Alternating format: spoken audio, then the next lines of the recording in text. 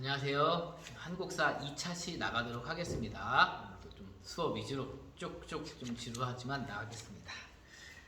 자, 교재로는 52쪽이고요. 저번 시간 한 내용은 73년도에 명성황후가 권한을 잡으면서 개화 정책을 쭉 진행하고 있다. 그 개화 정책의 결과 체결된 게 1876년 강화도 조약, 1882년 조미소 통상조약이 있다 이렇게 말씀까지 드렸고요. 자, 그런 것들을 통칭 우리는 개화 정책이라고 합니다.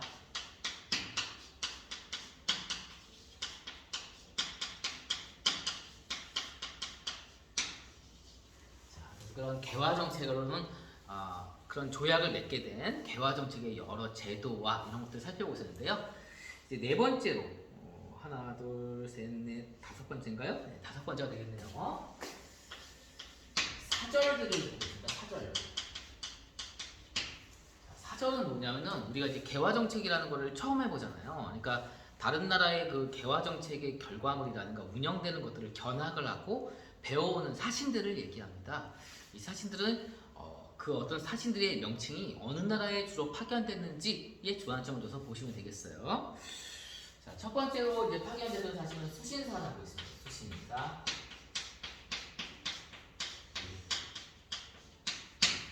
일본으로 파견이 됐어요. 그래서 일본으로 파견된 수신사로는 1876년에 파견된 1차 수신사가 있고 여기에 대표자는 김기수를 들 수가 있습니다. 자, 보이는 거 맞겠죠? 자, 2차 수신사로는 1880년도에 2차 수신사 대표자는 김홍집이 파견이 됐어요. 요 중에 2차 수신사 김홍집이 조금 중요하죠? 이 사신이 중요하다기보다는 이 사신이 1880년에 일본으로 가서 청나라 외교관 황준쉔 이런 사람한테 받아온 책이 좀 중요하다라고 얘기를 했어요. 저번 시간에 이미 했던 거니까 내용은 넘어가도록 할게요. 자, 근데 이 김홍집이 갖고 들어온 조선 책략이 크게 그 파장을 일으킵니다. 너무 좋은 책이라기보다는 당시에 내용이 워낙 그 사람들에게 지지하는 사람들과 반대하는 사람들 사이에 논쟁이 많았어요. 그래서 반대하는 사람들은 이렇게 조선 침략에 있는 내용대로 개화 정책을 하면 안 된다라고 주장을 하고 이제 또 개화파는 이 책들을 해야 한다라고 얘기를 하죠. 그 책들을 해야 한다라는 입장이 반영돼서 체결된 조약이 조미수 통상 조약이고요. 하지만 반대 여론도 컸어요. 하지만 당시 임금 고종은 이 개화 정책을 계속 하고 싶은 마음이 컸죠. 그래서 이 조선 침략이 들어온 이후에 더 개화 정책을 열심히 배워야게 돼서 또다시 일본의 사신을 파견하게 됩니다. 그게 조사시찰단이라는 거예요.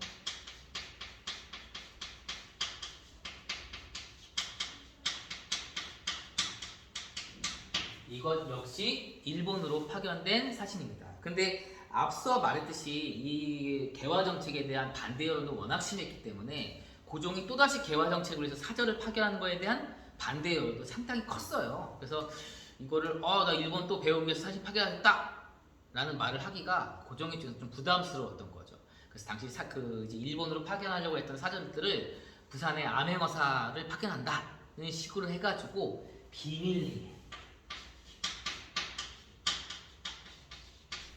비밀리에 파견을 했다. 1881년도에 파견을 했고요. 암행어사로 넘어갔던 조사시찰단은 다시 이제 비밀리에 일본 넘어가서 조사 보고서를 작성해서 그 조정에 제출을 하게 됩니다. 자, 세 번째로는 영선사라는 사신들이 있어요. 영선사는 청나라로 파견된 사신입니다. 청나라.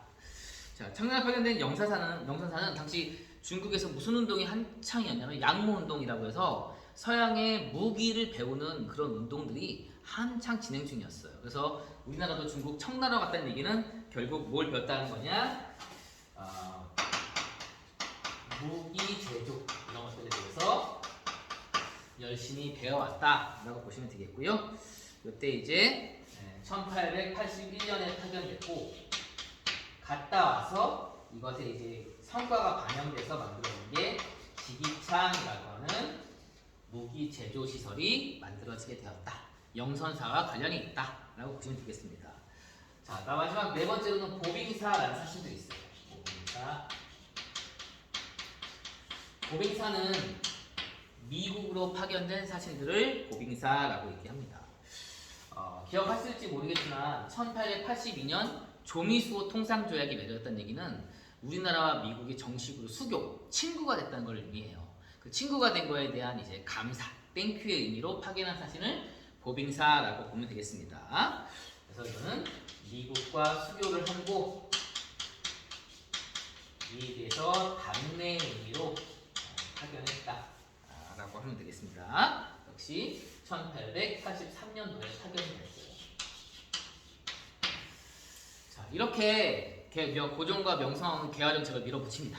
총괄 통리기모함은 별기군 또 이런 사절들 개화 정책을 막 진행하고 있는데 여기서 알아둬야 할 것은 정부의 이런 개화 정책에 대해서 지지하는 사람들도 있었지만 반대하는 사람들도 역시 꽤 많았다는 얘기입니다. 즉 이런 개화 정책에 대해서 반대하는 사람도 있었다는 얘기인데 이 개화 정책에 반대하는 이런 사람들을 뭐라고 하냐? 위정척사파 또는 위정척사운동이라고 얘기합니다. 바른 것은 지키고 그릇된 건 배척한다 라는 뜻이에요. 이때 그러면 이 바른 게 뭐냐면 성리학이에요. 1392년 이성계가 세운 조선의 주된 가치인 성리학을 포기하면 안 된다. 성리학이 옳은 거다. 성리학을 우리가 지켜야 한다. 그러기 위해서는 성리학을 무너뜨리는 서양이라고 하는 그릇된 것들을 배척해야 한다라는 겁니다. 개화 정책과 정반대인 사람이다. 그래서 문호를 닫아야 된다라는 사람들이죠. 자, 이 사람들은 이제 시기별로 좀 나눠봐야 되는데요. 1860년대는 2학년 때 배우셨던 내용인데 그 흥선대원군이 집권하고 있을 때요. 이 흥선대원군이 집권하고 있던 60년대에는 무슨 일이 있었냐면 서구 열강들이 우리나라한테 통상 무역하자고 한참 조르던 시기예요. 미국, 프랑스, 독일 오페르트 이런 사람들 기억하실지 모르겠네요. 자, 그래서 그것을 이제 받아들이자라고 하면은 개화 정책을 지지하는 사람이 있는 것이고 반대하는 위정척사파 사람들 입장에서 어떻게 해야 돼요? 그런 통상에 대해서 외국과 무역하는 거에 대해서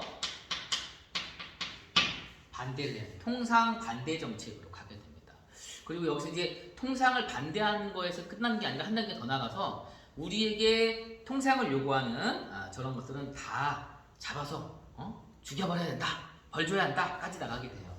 이걸 이제 뭐라고 하냐? 이들과 화해하는 것을 배척하고 싸울 전 주장할 주 해서 척화주전론, 우리에게 통상을 요구하는 저 서양 세력들을 우리가 싸움으로 물리쳐야 한다 라는 데까지 나가게 됩니다. 여기에 이제 대표적인 주장가로는 없었으면 않겠네요. 이항로 같은 사람을 볼 수가 있습니다. 자, 1870년대로 갑니다. 1870년대로 가게 되면 이제 명성황후가 집권을 했어요. 명성황후가 집권했고 이 70년대를 가장 대표하는 사건은 76년도에 맺어진 강화도 조약입니다. 이 강화도 조약의 가장 키포인트는 뭐냐면 부산, 원산, 인천이라고 하는 세 개 항구를 개항한 걸 얘기해요. 따라서 위정척사파 입장에서 이 개항을 어떻게 해야 돼요? 반대해야죠. 자, 개항 반대.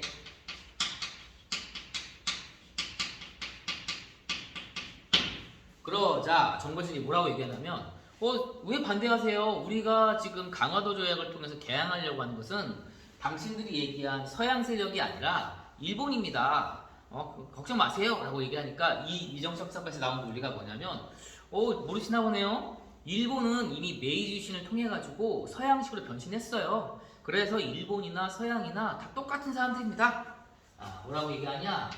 왜구나 서양 세력이나 하나의 몸이다 라고 주장을 하게 되는데 이걸 뭐라고 하냐? 외양일체론이라고 얘기를 해요. 70년대를 대표했던 사상이고요. 여기에 대표적인 주장가가 최익현 이런 사람을 볼 수가 있겠네요. 1880년대로 넘어가서는 1880년 넘어가서는 이제 어떤 게 있냐라고 얘기한다면 80년에 가장 큰 게 아까 얘기했던 요거예요. 2차 수시사 김홍집이 일본 가서 갖고 들어온 책인 조선책략이에요. 조선책략은 그 내용 자체가 결국 외국한테 정부가 공식적으로 개화 정책을 하라라고 권유하고 있는 책이거든요. 따라서 이 위정척사 입장에서는 그 개화 정책 전체를 반대를 해야 돼요. 70년대, 80년대에는요. 그래서 80년대는 개화 정책 반대 운동을 합니다. 이때 이제 그 개화 정책에 반대하는 저쪽 경상도 쪽에 있는 유림, 성리학을 공부하시는 분들 10,000명이 이름을 연명이라고 하는 이름을 쫙 적어서 상소를 올려요. 이게 이제 80년대 위정척사파의 가장 그 대표적인 모습이라고 할 수 있죠. 이걸 이제 뭐라고 하냐? 영남 지방에 10,000명이 올린 상소라고 해서 이거를 영남만인소라고 해요. 여기에 이제 가장 위에 이름을 올리셨던 분이 누구냐면 손이 많은 이만손이라는 분이세요. 이분은 이제 태계 이황의 쭉 정통으로 이어져 오시는 정통 큰아들이라고 이렇게 계열로 보시면 되겠어요. 자, 그 다음에 이제 네 번째 1890년대. 1890년대는 우리가 아직 안 배웠죠? 요 시기가 되면 이제 나중에 이제 뭐 내용을 약간 스포하는 식으로 되는데 결과적으로 어떤 일이 발생하냐면 이 개화 정책을 이끌고 있는 리더가 이 당시에 명성황후인데 명성황후가 모델로 삼고 있는 나라가 중국 청나라였어요. 그러니까 이제 일본 입장에서는 이제 그게 썩 탐탁지 않았고 나중에 또 설명을 다 드리겠지만 여러 면에서 어그러지는 모습을 보여요. 그래서 결국 명성황후를 시해하는 일이 벌어지게 됩니다. 이거를 을미사변이라고 해요. 이후 권력을 잡은 친일 세력들이 주축이 돼가서 시행한 개혁을 을미개혁이라고 하는데 그 개혁에서 나온 게 뭐냐면 단발령이라고 하는 걸 시행하게 돼요. 머리카락을 짧게 자르라고 한 거죠. 근데 이 두 사건은 90년대 위정척사, 성리학을 공부하는 사람들 입장에서부터는 받아들이기 어려운 논리인 거예요. 성리학에서 가장 중요한 양대축이 충과 현대, 을미사변, 국모를 시해한 거니까 충을 우리가 못 지킨 것이고 단발령이라고 하는 것은 부모님이 물려준 신체를 훼손하는 그 불효인데 그거에 두려워라는 얘기잖아요. 불충과 불효잖아요. 지킬 수가 없다! 라고 해서 이에 대해서 이제 나오게 된 게 뭐냐면 아예 집에 가서 무기를 들고 나오기 시작합니다. 이걸 이제 항의 의병운동이라고 합니다.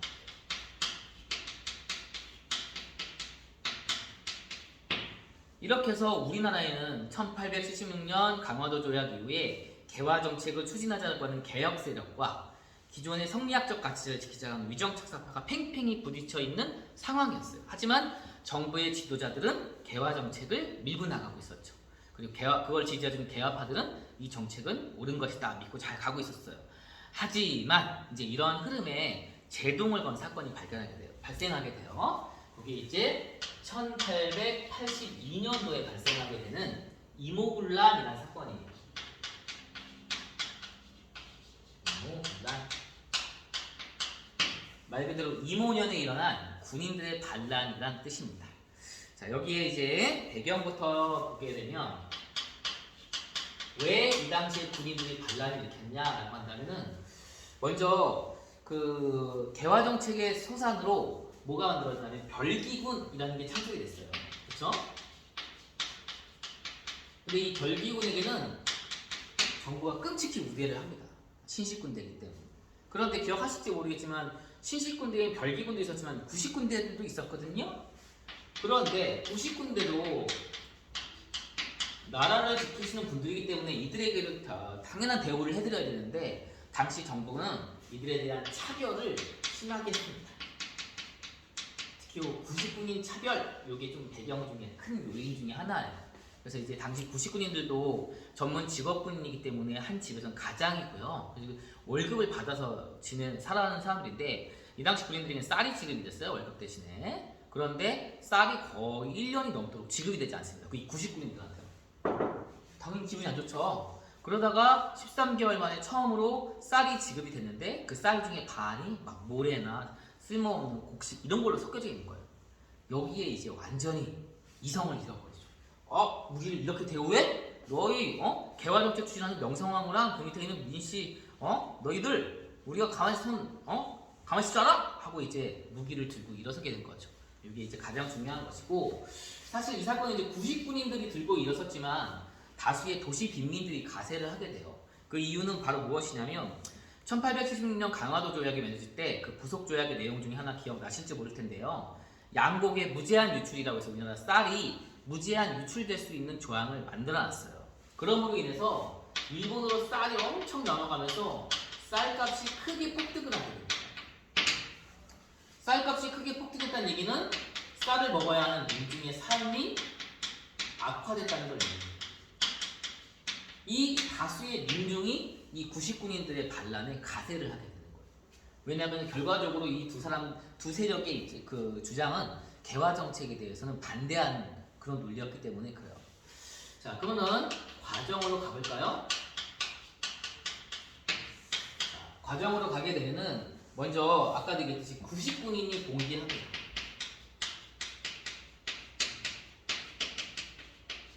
월급을 제때 지급받지 못했고 또 지급받더라도 모래가 섞인 이상한 걸 지급받은 99년이 봉기를 하고 여기에 개화 정책으로 어려운 삶을 유지하고 있던 도시 빈민들이 가세를 합니다. 그래서 이모군란의 양대 축은 99년과 도시 빈민이에요. 이들이 주축해서 어떻게 하냐면 일본 공사관,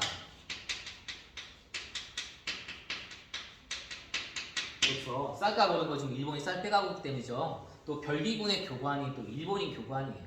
반일 감정이 클 수밖에 없습니다. 일본 공사관도 습격을 하고 여기 어디까지 습격하냐? 궁궐까지 쳐들어갑니다. 그래서 개화 정책의 수장인 명성황후를 찾아서 제거하려고 했던 거죠. 근데 이제 99년과 도시 비민들 중에 실제 명성황후 얼굴을 아는 사람은 거의 없었어요. 이 당시는 TV랑 인터넷도 없던 시대이기 때문에 당연할 수밖에 없고 또 그 혼란의 와중에서 명성황후 이제 뭐 설에 의하면 명성황후와 이제 관계가 있던 그 호위무사가 명성황후를 들쳤고 결국 거기를 탈출해가지고 장원까지 달려갔다는 얘기가 있을 정도로 결국 아주 난전에서 명성황후가 도망을 치게 됩니다. 결국 명성황후를 잡지 못하게 된 이 99년과 도시 비민들은 누굴 찾아갔냐면 자신들은 지금 개화 정책을 반대하잖아요. 개화 정책을 반대하는 얘기는 위정척사 또는 통상수교 거부 정책을 계속 유지해줬으면 하고 바라는 거거든요. 그래서 그들 입장에서 이제 뭐라고 하냐면 다시 그 정책을 이루어주는 흥선대원군을 재집권시킵니다. 이들이 원하는 세상은 흥선대원군이 가르치는 하고자 하는 통치 방식과 유사하거든요. 그래서 이 흥선대원군은 집권하자마자 기존의 개화 정책을 다 중단시켜버리고 심지어 자신의 며느리 명성황후를 아직 죽었는지 살았는지도 모르는데 도망간 거잖아요. 살았는지도 모르는데 장례까지 치러버리는 이런 모습을 보이게 됩니다. 자, 그렇지만 도망간 명성황후가 가만히 있지 않았어요. 가만히 있지 않은 명성황후는 외세의 도움을 요청합니다. 이 부분이 사실 가장 뼈아픈 부분이에요. 이모군란이 우리나라 역사에서 조금 중요하다고 한다면 이 사건을 계기로 우리나라의 외세가 본격적으로 개입을 하게 되거든요. 자, 그래서 여기에 결국 명성황후의 도움 요청을 받아들인 청나라 군대가 개입을 하게 됩니다. 반전 포인트예요, 이 사건에. 당연히 훨씬 더 무장이 잘 되어 있는 청군이 이길 수밖에 없거든요. 개입해온 청나라 군대는 어떻게 하게 되냐? 바로 흥선대원군을 납치합니다. 그래서 우리 한국 근현대사에서 향후 몇 년 동안 흥선대원군이 나오질 않아요. 납치되기가 중국에 가 있어서 납치가 있고 다시 누가 재집권하게 되냐? 다시 명성황후가 권력을 다시 잡게 됩니다. 이게 이모군란의 과정이라고 보시면 되겠어요. 자, 그럼 이 이모군란의 결과와 영향을 살펴보도록 하죠.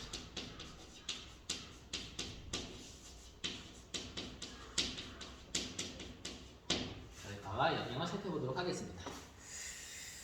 자, 먼저 이 사건이 지금 누구 때문에 해결됐어요? 청 때문에 해결됐죠? 따라서 이 사건으로 어떻게 되냐? 첫 번째로는 청의 내정 간섭이 심해지기 시작합니다.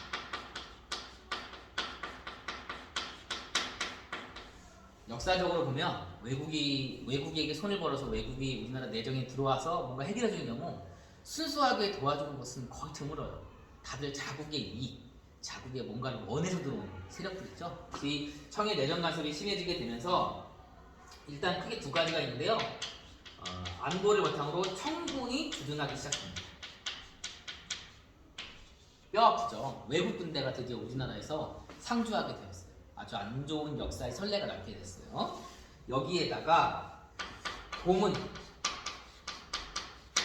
우리나라 정치에 간섭할 수 있는 여러 대신들을 심어놔. 이름까지 중요치는 않긴 한데 마건상이라고 하는 사람, 그 다음에 뇌렌도르프라고 하는 사람.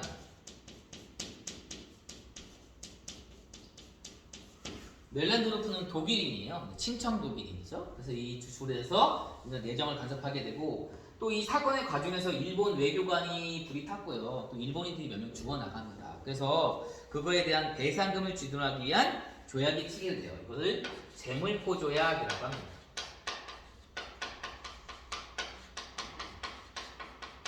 자, 이 재물포조약은 조선과 일본 사이에 맺어진 조약이에요. 조선과 일본 사이에 맺어진 조약으로서 배상금을 주는 것까지는 뭐 그렇다 치는데, 일본 외교관이 불탔잖아요. 이제 못 지킨 거에 대한 책임을 물어서 우리 외교관은 우리가 지키겠다 라고 해서 누가 주둔하게 되냐? 약간이긴 하지만 일본 군대가 주둔을 시작하게 됩니다. 약간의 경비병이라는 명목하에 일본 군대가 주둔하게 돼요.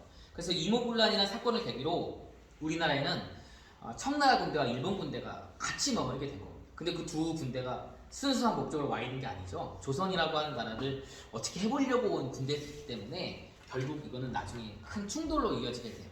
그게 이제 아직 안 배웠지만 청일전쟁이라는 거겠죠. 이렇게 돼갑니다. 자, 그 다음에 마지막 세 번째로는 뭐가 있냐? 어쨌든 청 때문에 해결됐기 때문에 청 입장에서는 이 사건 이후에 막대한 걸 요구하고 싶은 거예요. 그 중에 하나가 뭐냐면은 76년 강화도 조약 이후에 조선시장에서 큰 돈을 벌고 있는 상인들은 일본 상인들이었거든요. 물론 경쟁을 하고는 있었지만 그 비중을 점차 늘려가면서 큰 돈을 벌고 있던 상인들은 일본 상인들인 거예요. 배가 아팠죠. 청나라 상인들 청의 입장에서 볼 때는. 그래서 청은 그렇다면은 우리 청 상인들에게는 일본 상인들에게 주는 특권보다 더 많은 특권을 달라라고 요청을 하게 돼요. 들어줄 수밖에 없죠. 우리가 이런 빚이 있는데. 그래서 당시 일본 상인들은 강화도 조약에 근거해서 부산, 원산, 인천이라고 하는 세 개의 항구에 들어가서 상행위를 할 수밖에 없었는데, 청나라 상인은 우리나라 본토에 들어와서 상행위를 할 수 있게 허용을 해줍니다. 이게 이름이 좀 긴데 좀 중요하긴 해요. 이게 뭐냐면 조청상민 수륙무역장정이라고 합니다.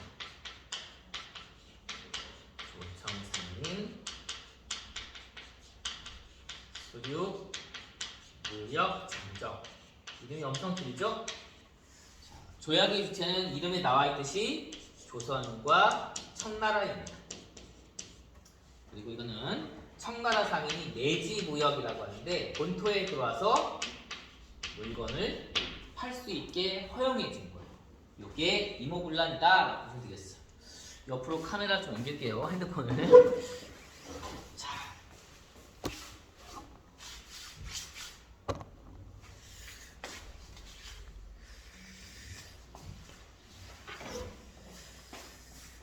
보이시겠죠? 자, 이렇게 수동으로 핸드폰 앞에서 이렇게 얘기하려다 보니까 여러모로 참 어려운 점이 많습니다만 해볼 수 있는 데까지 한번 해보도록 하겠습니다.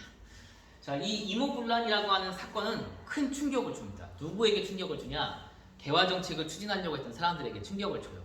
개화정책을 추진하려고 했던 사람들 입장에서 볼 때는 자기들이 개화정책하면 다 좋아할 줄 아는데 아닌 거예요. 반대하는 사람들이 있었던 거죠. 그래서 이 이모군란을 계기로 개화정책을 추진하는 사람들이 두 부류로 나뉘게 돼요. 한 부류는 야, 저 반대파가 빨리 또 막아서기 전에 빨리 다 우리의 원하는 바를 잃어버리자 라고 하는 사람이 등장해요. 이 사람들을 급진괴합파라고 얘기를 하고요. 아니야, 반대파를 설득해가면서 천천히 우리가 할 수 있는 속도대로 가자 라고 하는 사람들이 있어요. 이 사람들을 온건개합파라고 해요. 그래서 이모군란 이후 우리나라 개화정책을 추진하는 세력은 급진개합파와 온건개합파로 나눠지게 되는데, 당시에 명성황후는 이 중에 누구 편을 들으면 온건개합파 편을 들어줍니다. 따라서 급진개합파 입장에서는 자신들의 의견이 반영되지 않은 분으로 인해서 조급할 수밖에 없었고, 그 조급함이 또 한 번의 사건을 가져오게 돼요. 그게 이제 오늘 마지막 할 내용입니다. 1884년입니다.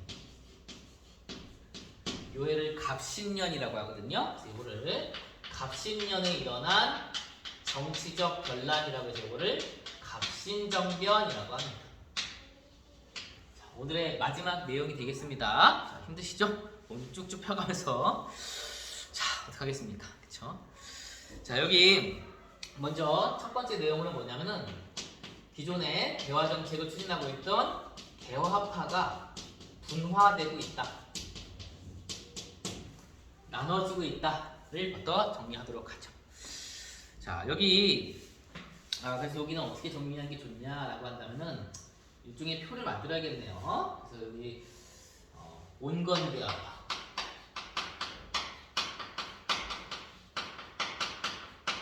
그다음에 급진대화파,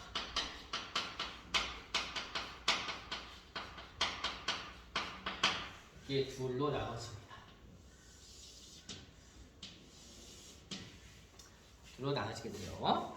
자, 여기 이제 둘이 추구하는 모델들이 있는데, 여기 있는 그 온건기아파는 어디를 모델로 삼냐면 청나라를 모델로 삼아요. 청나라에 한참 추진하고 있던 양무운동이라는 게 있어요. 청나라의 양무운동을 모델로 삼아요. 중국의 양무운동, 세계사를 선택해서 하시는 분은 혹시 아실 텐데, 양무운동의 기본적인 내용은 중체서용이라고 해서 몸체, 중국 중, 몸은 중국 거를 유지하되 서양의 용, 기술 이런 그런 것들만 서양 걸 받아들이자라는 겁니다. 그래서 기본적인 어떤 정신세계, 종교, 학문 이런 것들은 우리나라 거를 그대로 유지한 상황에서 서양의 과학기술만 받아들이자라고 일으킨 운동이 양무운동이거든요. 그걸 본받자고 했던 게 온건계아파예요. 아무래도 방법이 조금 더 온화하겠죠? 급진계아파는 이에 반해서 뭐라고 하냐, 모델이 메이지 유신입니다. 여기는 어디를 모델로? 일본을 모델로 일으키게 된 겁니다. 일본의 메이지 유신은 화원양제라고 해서 머리부터 발끝까지 모든 것, 머릿속에 있는 거, 마음에 있는 거에 다 서양 걸 바꾸자 라고 하는 마인드. 좀 다르죠? 방식이. 자, 이렇게 되어 있고요. 그러다 보니까 여기 지금 수능 특강 위주로 이렇게 좀 필기를 해드릴게요. 자, 여기서 이제 보게 되면 여기서 나온 이제 이런 양무운동에서 나온 자세를 뭐라고 하냐? 동도서기론이라고 얘기합니다.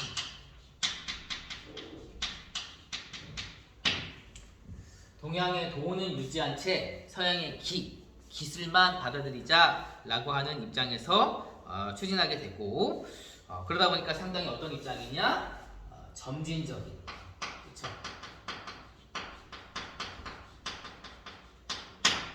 천천히 할 수 있는 것부터 천천히 해가자라는 모습들을 보이고 있습니다.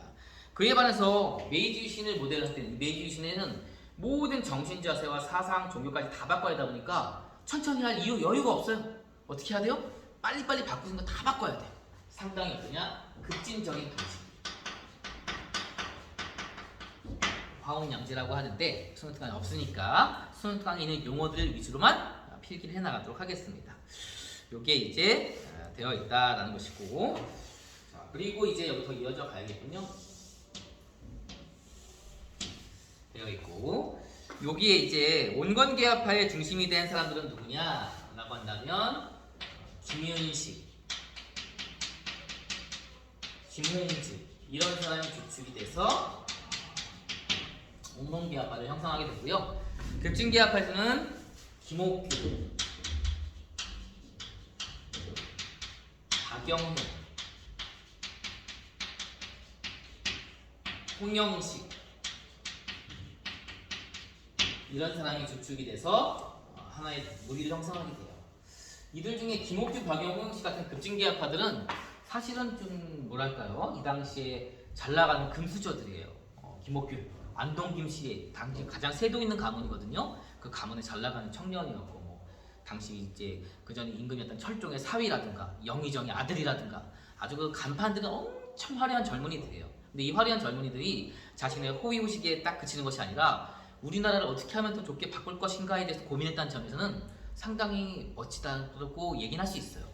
다만 방법론은 이제 이걸 택한 거죠. 그러면 우리도 어떻게 할 것인가? 이렇게 해야 한다라고 판단했던 것이고요. 자, 여기에 이제 여기는 이제 당연한 얘기겠지만 온건계아파는 아무래도 청나라와 친하게 지내자라는 것이고, 급진계아파는 친일. 약간 우리가 흔히 독립운동기 때 쓰는 친일과는 약간 이 당시도 개념이 달라요. 그냥 일본을 본받아서 일본식으로 개혁을 단행하자라고 이해하시면 되겠습니다. 그런 식으로 해서 개혁이 이제 개혁화가 진행되는데 아까도 얘기했듯이 요 중에 지금 명성황후는 요 온건개혁화 편인 거예요. 자, 이 급진개혁화 입장, 이 상당히 젊은이들이었어요. 이들 입장에서 볼 때는 이러한 현실이 마음에 들지가 않았던 거죠. 그래서 그거를 이제 사건을 일으키기 위해서 준비를 가합니다. 배경으로 가볼까요? 자, 배경으로 가보게 되면 일단 배경은 한 크게 네 가지 정도가 있는데 청나라의 내정 간섭이 지금 심화되고 있죠, 그렇죠? 청나라의 내정 간섭이 커지고 있어요. 이모군란이 청나라 군대의 개입으로 해결됐기 때문에 청의 내정 간섭이 커지고 있는데 청의 내정 간섭이 커지고 있다 보니까 일본식으로 개혁을 단행해야 하는 급진개혁파들은 불만이 커질 수밖에 없어요. 우리 지금 일본 본받아서 개혁하기도 바빠 죽겠는데 왜 지금 청나라 내정 간섭 받는 거야? 이거 마음에 안 들어! 이렇게 나가는 거죠. 그래서 여기 입장에서 급진개혁파들의 불만이 커진다. 하나가 있고요. 그 다음에 이때 그나마 김옥균한테 한번 기회가 와요. 급진개혁파의 리더격이 김옥균이라는 사람인데 이 당시 개화정책을 추진하던 조선 정부가 돈이 부족해집니다. 돈이 부족해지니까 이 부족해진 자금을 확보를 해야겠어요. 그래서 이제 여러 방법을 알아보다가 이게 멸렌도르프 이런 사람들은 뭐라고 하면 당호전, 예전 흥선대원의 당백전 기억하시나요? 기존 상평통보보다 100배 또는 지금 당호전이 5배에 해당하는 고액 화폐를 발행해가지고 재정 문제를 해결해보자 이렇게 주장하는데 그런 정책의 단점은 심각한 인플레이션을 불러일으키고 민중들의 삶을 악화시키거든요. 그래서 김옥균이 안 됩니다. 그거 하지 말고 저를 믿어보세요. 저 일본에 친구들 많습니다. 제가 일본 가서 한번 돈을 빌려올게요. 라고 해서 김옥균이 큰 소리 뻥뻥 치고 일본을 갔다 왔는데 돈을 빌리는 실패를 하게 돼. 그래서 이게 이제 배경이라고 보면은 김옥균이라는 사람이 일본에 가서 차관 빚을 빌려오려고 시도했으나 실패하는 사건이 벌어졌어요.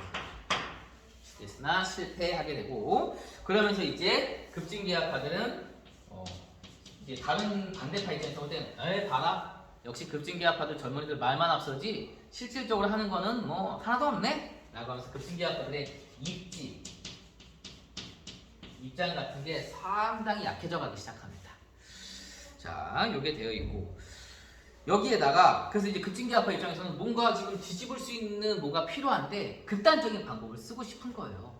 근데 극단적인 방법을 쓰고 싶더라도 이제 마지막 방법이 무력인 거죠. 이 무력을 쓰고 싶더라도 막히는 존재가 있었는데 바로 누구냐면 얘네들이에요. 청나라 군대.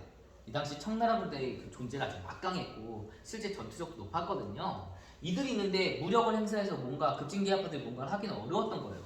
그런데 마침 하늘의 계시인 양 저쪽 베트남 쪽에서 청나라와 프랑스가 전쟁을 벌이게 돼요. 청불전쟁이라고 하는데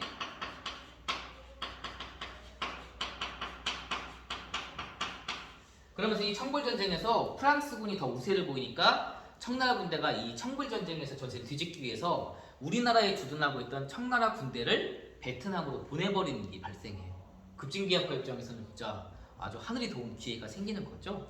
자, 그러면서 어떻게 된다? 청불전쟁으로 청군이 일부 철수를 하게 된다.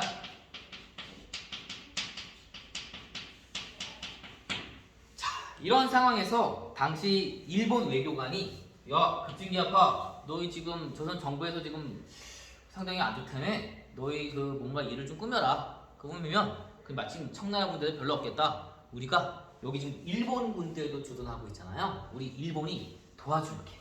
라고 해서 어떻게 하냐? 일본이 군사적 지원을 약속을 합니다. 여러 정황상 급진개혁파는 뭔가 일을 벌일 수밖에 없는 현실로 가고 있었습니다. 마침 1884년에 여러 개화 정책의 소상으로 우리나라 근대적 우체국이라고 할 수 있는 우정총국이 오픈하는 잔치라고 해야겠죠? 우정총국 개국 축하연이라고 하는 행사가 84년도에 열리게 되는데 어쨌든 우정총국이라고 하는 우정총국이라고 하는 것은 개화 정책의 소산이기 때문에 온건개합하든 급진개합하든 다 모여서 축하할 수밖에 없어요. 그 자리에서 뭔가 이를 도모하기로 이제 계획을 잡죠. 일본군이 도와주기로 했으니까. 자, 그래서 이 김옥균, 박영효 등의 급진개합하는 일본군의 지원 약속을 믿고 우정국 개국 축하연을 기다립니다. 그 다음부터의 내용은 다음 시간에 또 이어갈게요. 자, 오늘 또 지루한 내용 고생하셨어요.